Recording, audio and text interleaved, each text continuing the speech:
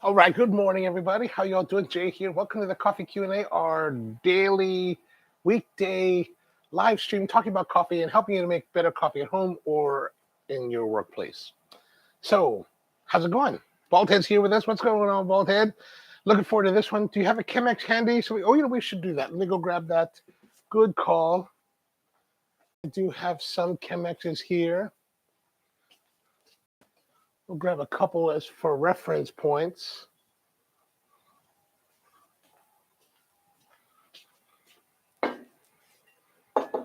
Okay, so what we have today for you is something called the Coffee Gator. And, I saw this, actually, I bought this probably a couple months ago. And I think it's only like $27. There's a link down in the description to this brewer. And I saw it and I was like, oh, maybe I got it for Prime Day. And I guess if it was on Prime Day, it was even more on sale. So I thought, it's kind of cool, right? And I thought, let's get this and check it out. So that's why I had it. And here it is. It's kind of cool. Why did I buy it? Coffee Gator. What a great name. Like I was like, Coffee Gator. I love that. And then I like the logo. If you look here at the logo, it's basically a little gator, right? I mean, how could you not like that? That's just totally up my alley. I'm totally about that. And so, made in China. And of course, you can, by looking at it, you can already see it is kind of a Chemex clone, right? And so, Chemex, everybody wants to be Chemex. Everybody wants to be Chemex. Everybody seemingly wants to have a metal filter for the Chemex. And this has all of them at a price point much lower than the Chemex. Like I usually use the 6-cup Chemex.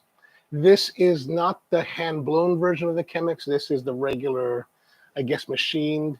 And I don't like it with the leather or the leather strung wooden neck handle. I like the glass handle mainly because we're using these in a professional environment, right? And if you're going to wash them regularly, you got to take it apart to not damage the leather and the wood neck. But then you want to wash it because you got to go fast. So this actually addresses all of that. And I do have a hand-blown model at home. I never use it because it's hand-blown. It's dangerous. You're going to break it. Like there's a little crack in this one. I don't know if you can see it right here on the spout. So this is kind of one that I just kind of use here just for myself. But like this is one we used in the actual cafes.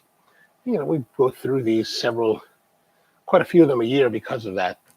But anyway, this is the Coffee Gator. The Coffee Gator, nicely priced. So let's get into it. Let's see what we have here.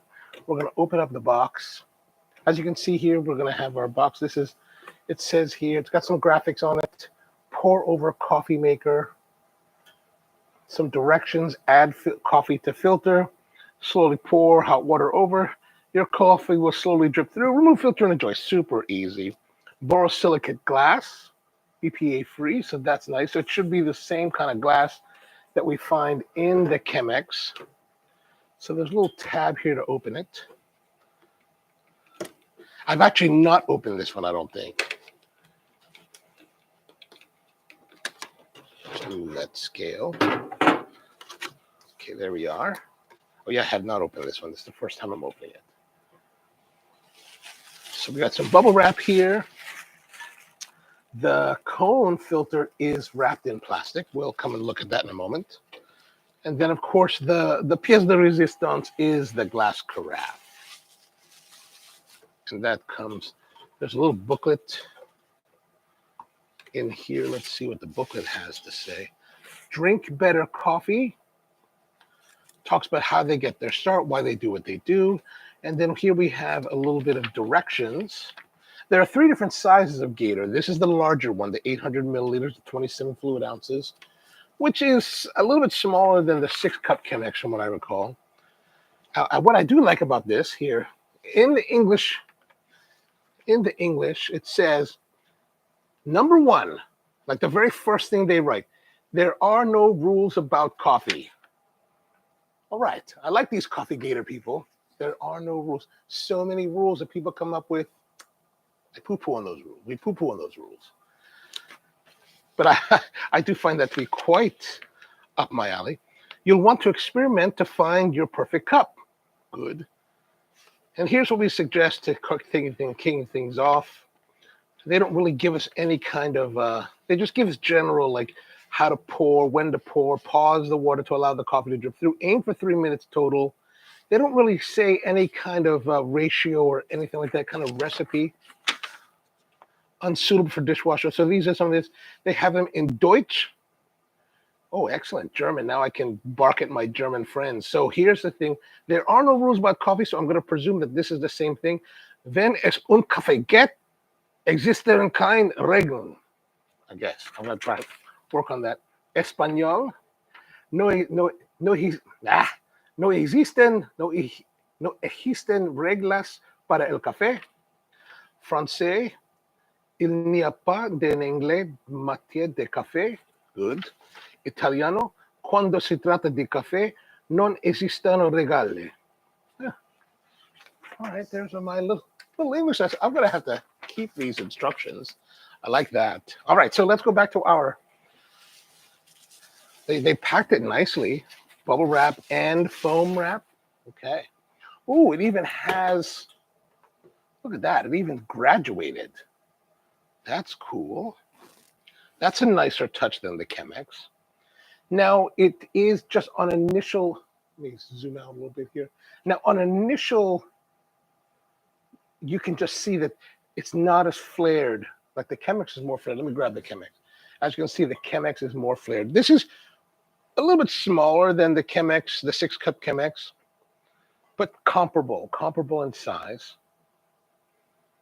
All right. So, nice. The thickness, it doesn't feel as heavy, right? This Chemex feels heavier than the Coffee Gator. Coffee Gator is a little bit less. It's not as wide on the top, I think. Yeah, just a little bit smaller on the width. And then it comes with a filter. The Coffee Gator filter. Metal perforated. This, and then there's some metal perforations on the outside, stainless steel mesh on the inside. I don't particularly like these kind of filters. I think there's a lot of chance for little particulates to get stuck between them. They're not my favorite way of doing the filtration. I think the other device we had the other day with the Southern Soft Brew, I think that solution is better. Much finer mesh perforations, or much finer metal perforations, and no mesh. Yeah, you can see the outline of the perforation sections through the mesh. But I prefer, those are my thoughts. There's also a bunch of perforations here at the bottom to allow the liquid to flow through, and it sits there. It'll sit in here. It does rock a little bit because this part here interferes with the whole of the Chemex.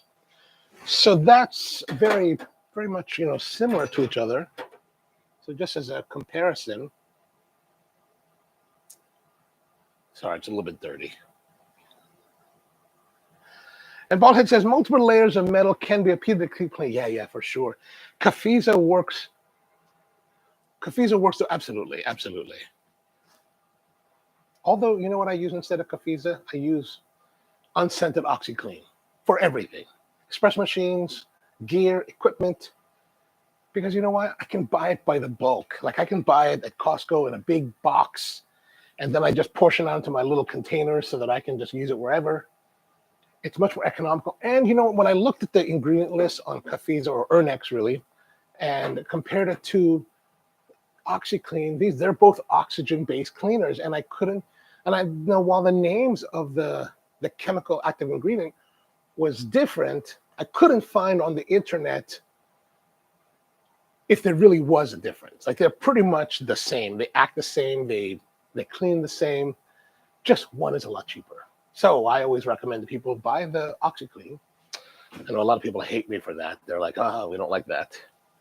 But anyway, I'm going to keep going with it because you know why? There are no rules in coffee. Thank you, Coffee Gator. All right, so we're going to use this filter setup. So before we do it, we're going to give it a nice rinse because we probably should give it a nice rinse. since it is brand new.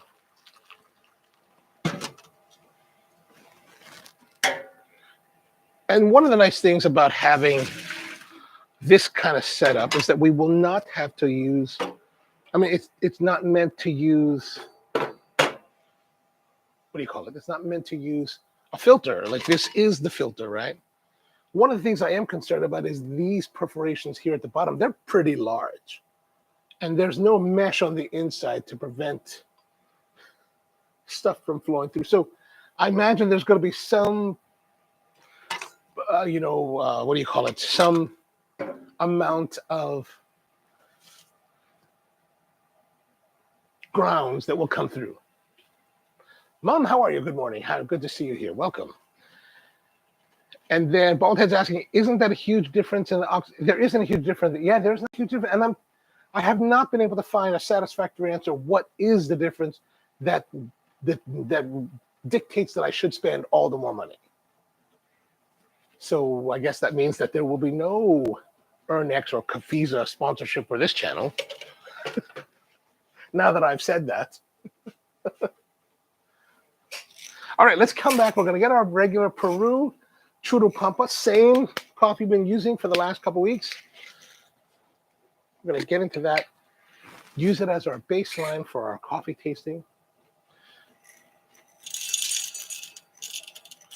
As always, 24 grams was going to be our, let me zoom in a little bit there for you.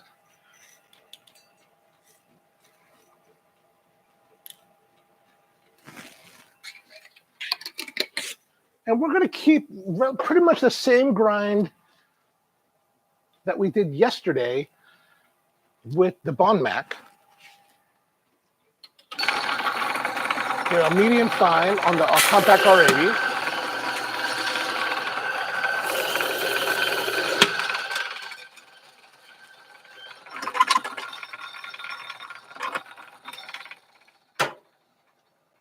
So what we're going to do now is we're going to take our setup here, make sure it's empty. We're going to add the coffee in, level it out. We're going to tear off the scale.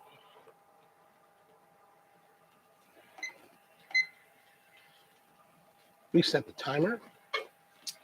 Get our kettle ready. Whoa.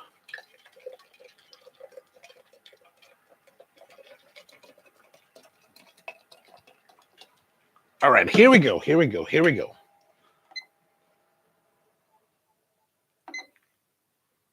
Now, there's going to be a lot faster flow through because of the mesh, so I need to be a little bit more careful on how I pour. I think it'll brew a lot faster. So, in future brews, we may have to go with a finer grind to create more resistance to the flow. So now I'm just really trying to regulate that. I don't want to raise the water bed as much as we did previously, just because I'm not sure how much resistance the mesh and perforations will be providing against the flow of the water. We're almost a minute and we're about just under 100 grams, which is pretty good.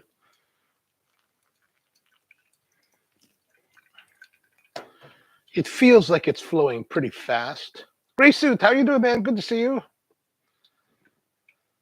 Okay, it does flow fast through these perforations. This is the thing that I don't like about this style of filter, the mesh filters. They're just very little resistance compared to water or paper filters, or even cloth filters for that matter. So 144, we're about a minute and a half.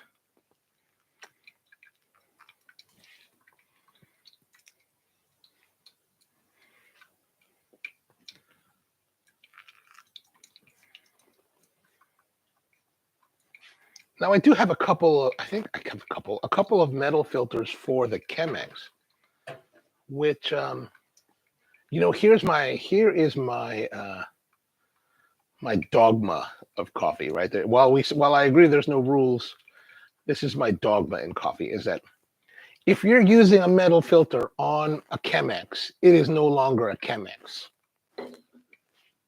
right? I think that Chemex 224, 214. Okay, we're going along. I'm having to pour it very little at a time. We're not getting the hydration of the coffee as we would with the paper filter, but it's not going too bad.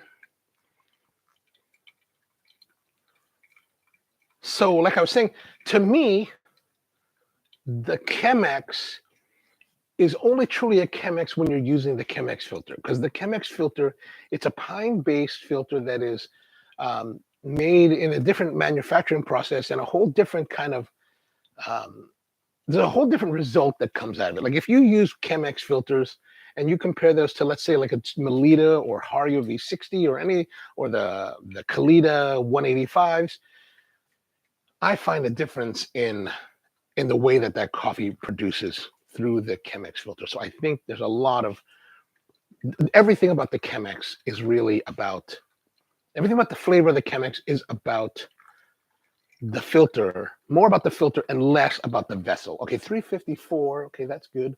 It's going to flow pretty fast. We're 322. So we're pretty good as far as time. That's great. We're almost at 330. It's pretty much done now. All right, so how is our cleansing of the filters going to work?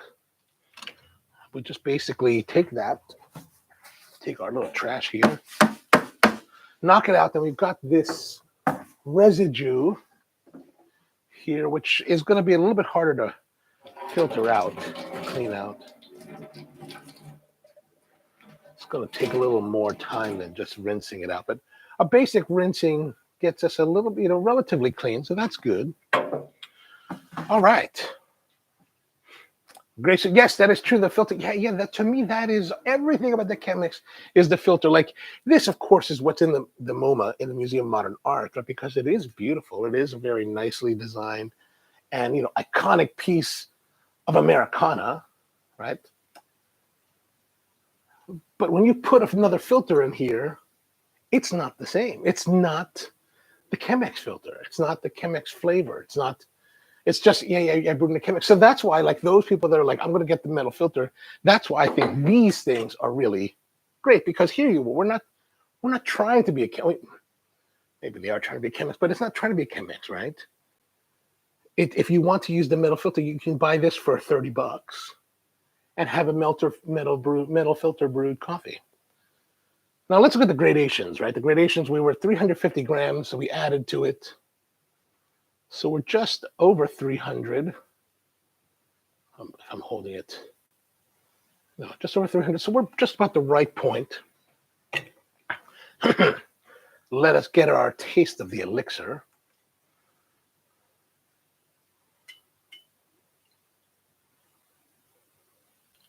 I mean, pourability is fine. I like the wider spout. That's pretty nice.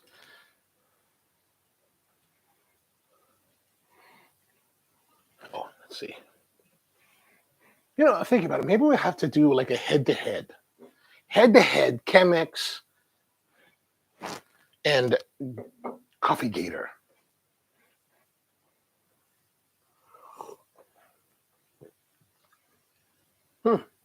Our bitterness has come back again.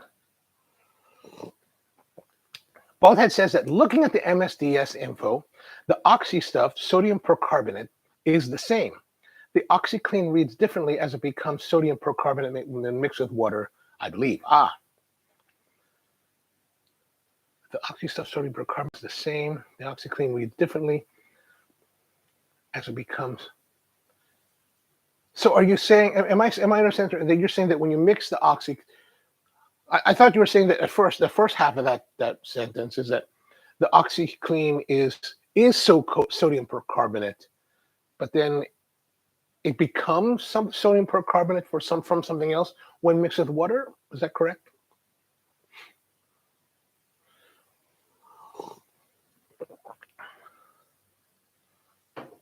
And then Gray Suit says, how to resolve the Chemex filter from sticking. Put the origami in the Chemex. Oh, Hmm. That's an interesting thought. Let us have a look at this. I'm getting a little bit of brightness and juiciness from the coffee today. Kind of nice. The bitterness is kind of like not as apparent after the first few sips, so that's a positive thing. Okay, so you're saying origami in the Chemex to prevent the filters from sticking. All right, let's have a look at this. Let's have a look at this craziness. Okay, we got the origami air dripper S and the Chemex 6. All right, it's dirty. I know it's dirty. So put that in here like this. Okay, and then, uh-oh. Then we have to get our Chemex filters.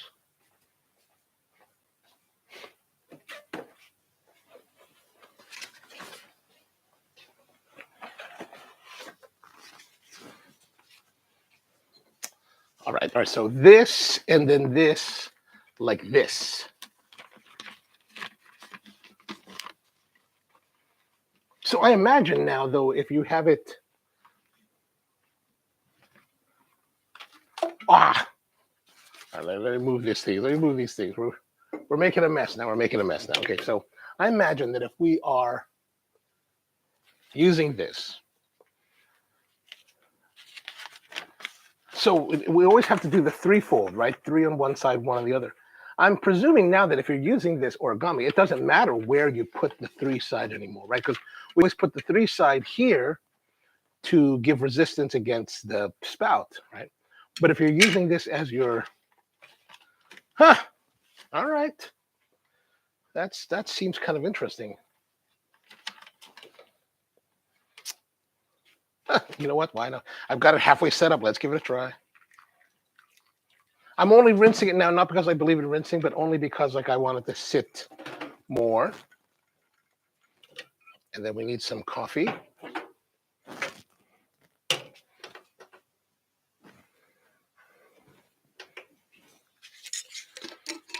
We'll try our regular brewing style once again. Why not?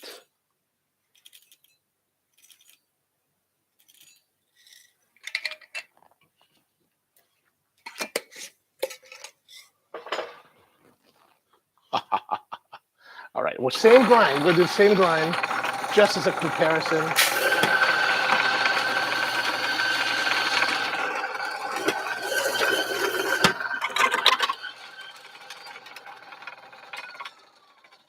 All right, let me just do a little bit of adjusting on our, because I do need to probably clean up the Chemex has been sitting around, so it's been a little bit dusty. Okay, so there's our Chemex, our setup with the origami, this gray suit craziness. Let's see what he's got. Let's see what he's got, and then we're going to put the coffee in. Great.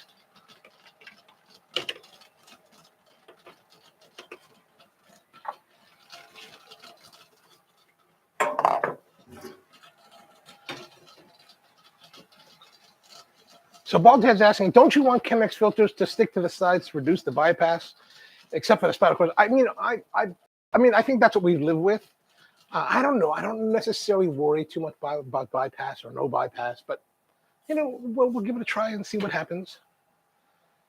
Grace Suit says it's not any different than a regular filter, just thicker and a cleaner. Oh, well, then why are we doing it? When it sticks to the side, you see a significant slowdown on flow. Okay. I mean, I think that's when we would adjust. Like in my shop, we would adjust then for, what do you call it? If it slows down for the time we want, then we just kind of coarsen it up. But all right, let's give it a try. We're going to go here now with this and see what happens. I've already got 20. So the coffee will only hold about 25 grams of water, typically.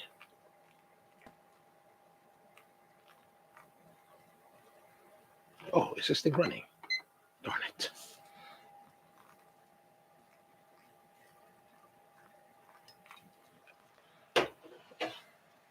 Actually, when we're brewing coffee at Spro in the shop, our recipe for brewing is a little bit different than what I'm doing here. Here, I'm kind of just doing the free pour method, where actually we specify in certain intervals 1.5 ounces, 1.5 ounces, 1.5 ounces, and so many intervals at so much time.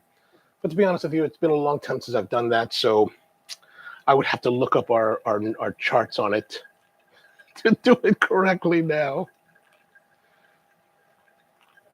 But the interesting thing is that in our testing, we found that doing these interval brewings was the best way to got us the best flavor out of our coffees for a 12-ounce Chemex pour. However, in a double pour, when we're making 24 ounces, it was not like that. Then we would be a lot more. We got the best results by going a lot more harder on the brew. And Gray Suit says, I personally think that we hyper focus on bypass. If your pour technique is good, then it's not that big. I agree.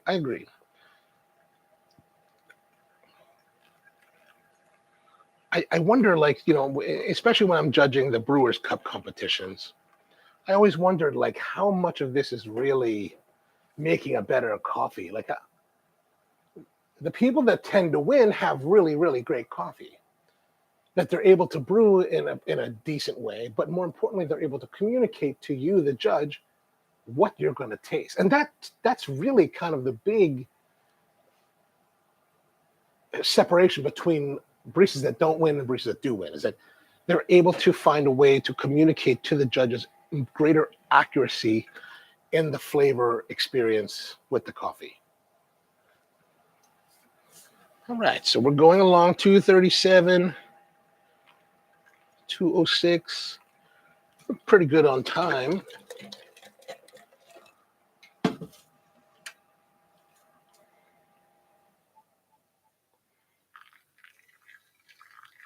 Plus, I think that a lot of people will want to get out there and talk about something about technique, about bypass, about something, because they're trying to they want to make a name for themselves. They want to stick out from the crowd.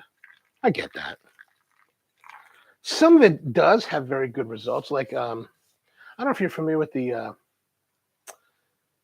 that cold extract technique where you're using like frozen metal balls, like the type you use for whiskey, to help chill the first third of your brew. I have found very good results using that, surprisingly enough. But for the most part, a lot of them, I don't know. All right, I think we're running a little bit behind the curve. We're going to pull it right up to 350 now.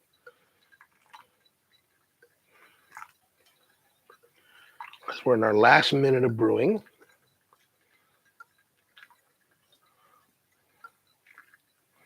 Okay, there we go.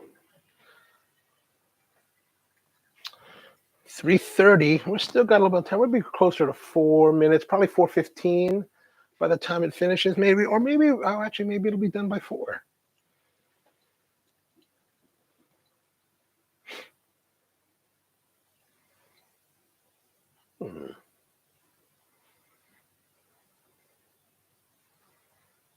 All right, that's pretty much done. Now we're at 4 minutes, so that's good. I like the way that it does seem to flow a lot easier. Now we're just going to toss that away. And that's easy. Toss that away. We'll just rinse this origami out.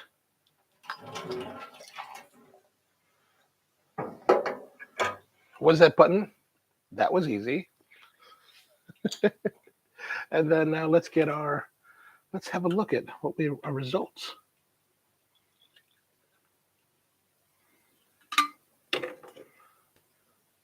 Good clarity as always. The paper filters always give nice clarity.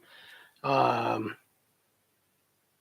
you can see, I don't know if you can see that here, but like we were talking about with the metal filters, you can I can see it from my vantage point. I don't know if I can reproduce it on camera, but there is a little bit of sheen on the top of the surface of the coffee because, let's see if I get the phone light here. There, you can see the sheen on top here. That's the oils of the coffee that go through the metal filter. And so that's something that is filtered out with paper and and fabric. So it should have a cleaner representation in this Chemex. But let's see here.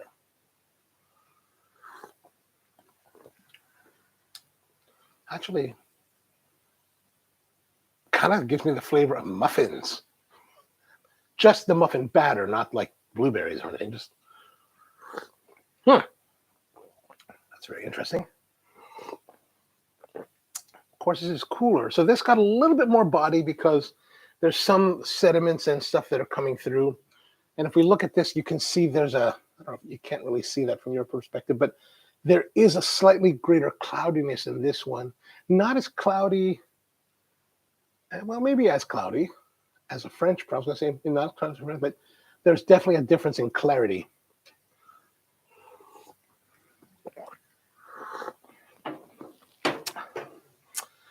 Baldhead's asking, what happened to the bear timer? Our El Oso timer is still here, right here, still working, still doing its duty. It's just that after we switched to this, so for better clarity for the camera, it's not that it went away. The El Oso is still with us and is still here, just serving different duty. Actually, I use this a lot for timing rice or spaghetti lately. So when I make rice, I'll hear it, for like my dinner or something, I will, what I do is I actually soak the rice for at least half an hour in water and then measure out 1-to-1. I don't really use the finger method unless I'm actually using a rice cooker. Although you can, I just don't. I just kind of like the idea of like hydrating the rice and then using a 1-to-1 rice and then 13 minutes at 7, kind of a low medium on the induction, and then 13 minutes later, get perfect rice. Or 22 minutes later if you want to use the finger method and go straight from dry. But the bear timer, Brian did not win out and have the bear timer thrown away. The bears were still with us. I also have rabbit timers. I need to get new batteries for them. Oh, this one works. This one's works. We have rabbit timers. And these I got from on a trip probably to Japan back in 2018 from one of the 100 yen stores. And I just I saw them. I was like, oh, I just bought a ton of them. I bought like 20 of them. I was like, I'm going to spend $20 and buy all of these timers so that I never have to run out of timers again, because it's hard to find affordable timers, and even on Amazon, they're pretty expensive, however many dollars they are. And Grace says that this 100% proves that the filter, oh, absolutely.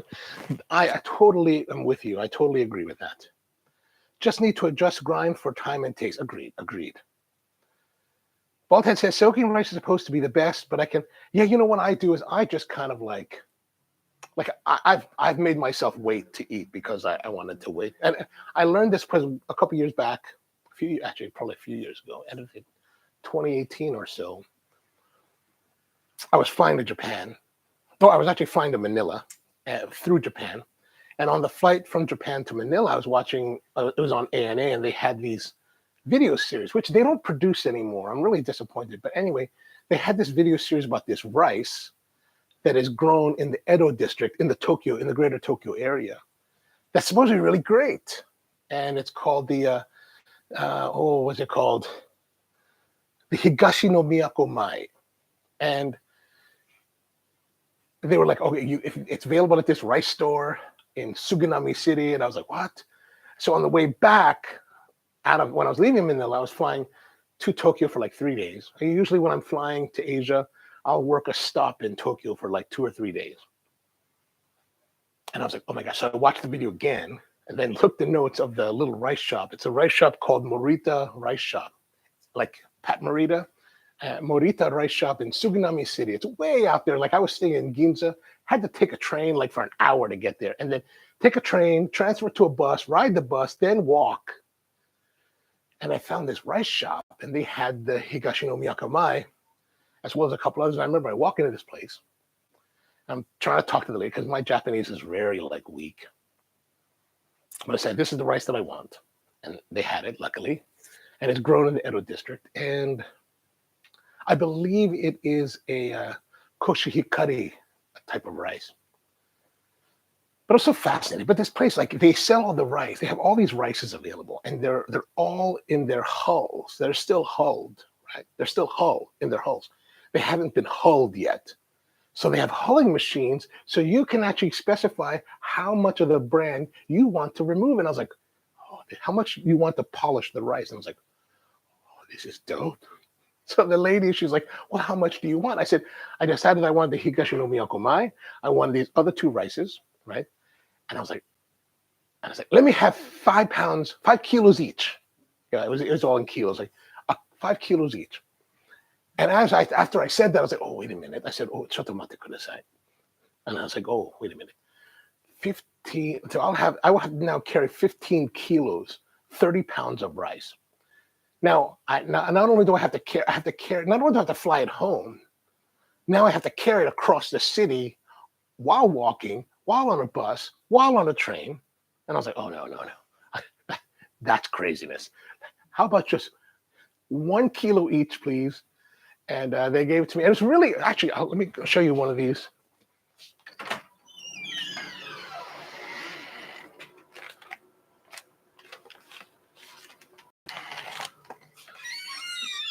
I have been really stingy with eating this, and it's probably getting on the older side. But what I really liked was that they had this labeling where like you could get to know the farm and the farmer, and it's like I was like, this is totally like up my alley as far as like coffee sourcing. It's like rice sourcing. Now I have no idea what this says, but here's the dude that makes the rice.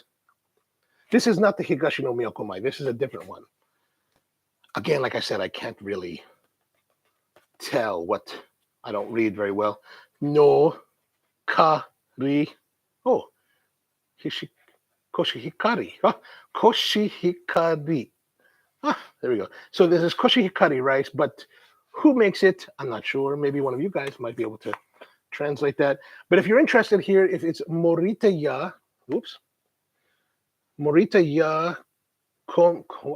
Kometen, moritayakometen.com. You can look it up. It's all in Japanese, but I think Google's Translate does a pretty good job. Sadly, I did ask the lady, the proprietor, I was like, do you ship to the United States?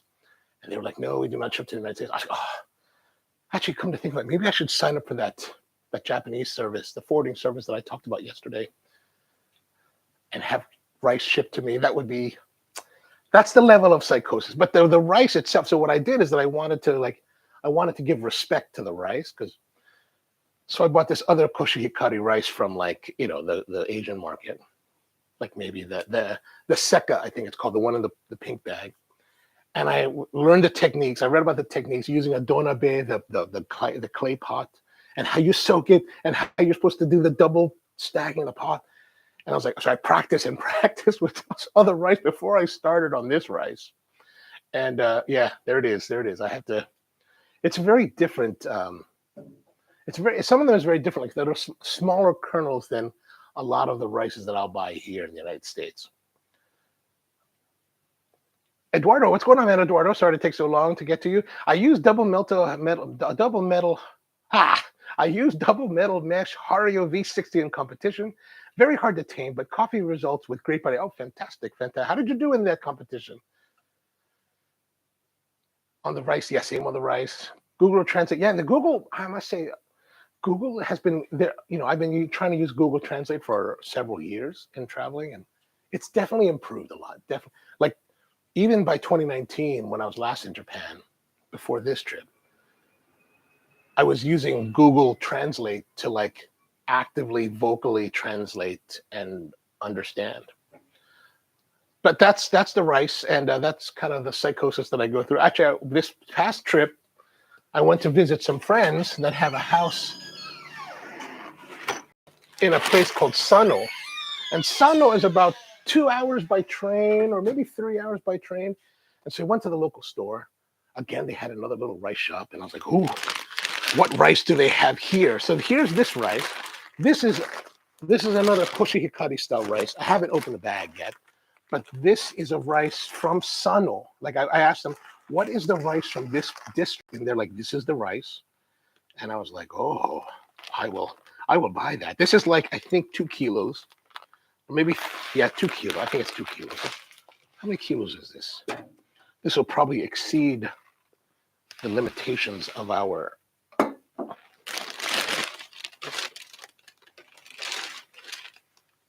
Oh, it's just over a kilo, right? Because there's 600 there, and there's negative 600, 700 there. So I didn't want to get too much because, again, I got to carry it home. And Grace says, this level of psychosis, I can. Yeah, that's the problem. There's too much psychosis. Like you get all like, oh, I got to have something really lovely. Like here's the crazy psychosis, right? So I was on my Facebook. I've been telling my friends about these. So my PCP was like, hey, you need to get. No, she's like, so what do you eat? And I was like, well, I eat for breakfast. I've been eating bran flakes and milk. And she's like, I get that's good for the protein, but maybe it's a little too much carbohydrates. I was like, really? I switched to this because I'm trying to eat better.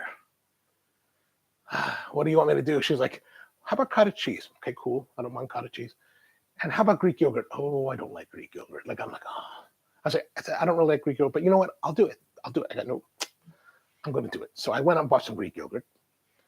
Greek yogurt is just to me, it's just no fun. There's no joy in Greek yogurt, especially when it's just unflavored. Then my friends who I posted about that on Facebook, my friends were like, oh, you need to put honey in it. All right. And I understood they meant add honey. But then I was at the store the next week. I was like, oh, honey and vanilla. Let me buy that. Too sweet, not so nice. And then my friend, she was like, dude, I told you to put honey in it, not buy it with honey. I was, I know. I was just lazy. So finally, this week, yesterday, or this week, I'm like, I need to get the honey. Right? I got new, fresh, plain Greek yogurt. Now I need the honey. So I got to find the honey. But over the last couple of weeks, my friend was telling me like how he's been using at his area, he's been using honey that's grown and harvested from his local district, and how it's kind of been good because the pollens are local, everything's local, so he feels a lot better. He doesn't have, allergies. I don't really get allergies, so I don't really have that issue. I'm not really worried about that. But he's like, it's much better. And I was like, all right. So I've been looking now for local honey. And one of the message boards, this food message board, I put a message out there. So yesterday I went to Whole Foods, and luckily they had something local from Thurmont, Maryland, which isn't too far away. So I presume it should be pretty good. And then some lady reached out to me yesterday after I bought the honey from a town much closer to where I live. And she's like, I have honey. So I'm like, I need to connect with you in about 2 weeks when we're running low on honey. So that's my honey story. I don't know. That's a little like I feel so like I need to find the right honey. I can't just buy any honey. Yeah. That's the crazy. But that's the craziest. Like I've always dealt with that. Like even when we were operational with cafes, all of the sourcing that we do is really very specific. Like back then I was using another lady, Sybil. She's up in Harford County, which is about an hour or so from where we are, for our honey then, but high quality honey. You really want, I always look for really high quality ingredients for when we're making products for guests, because I think that's, it's part of our responsibility is to deliver something different and unique and something better for people. All right, that's a lot of babbling today. We're already at 44 minutes. So let's cut it here. We'll be back again tomorrow. Oh, I didn't really talk about the coffee, did I?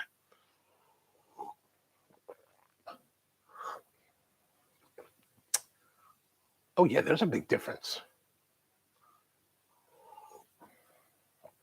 Strangely enough, this is kind of lighter, brighter, a little more fun and friendly.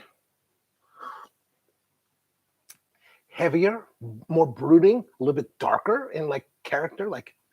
They're very different.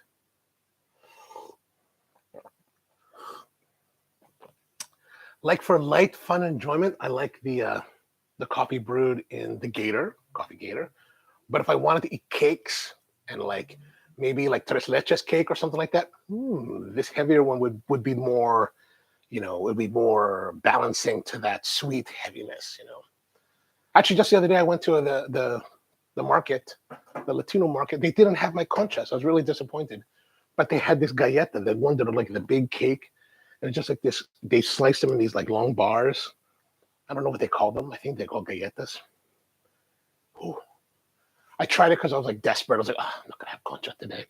And I got this one. I was like, oh, actually, man, it was so good. I was like, oh, I need to have more of this. This is very bad. This is very bad. I need to not come here anymore. But I'm probably going to go there today. All right. So thank you very much for tuning in again and bearing with me while we talk so much today.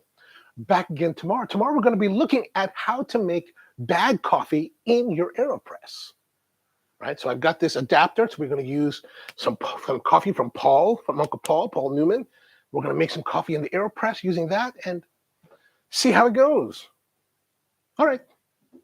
So I hope you have a great one. Enjoy your day and see you guys next time. And thanks for tuning in and have a good one. YouTube bald head, gray suit, Mom, always good seeing you guys. Eduardo,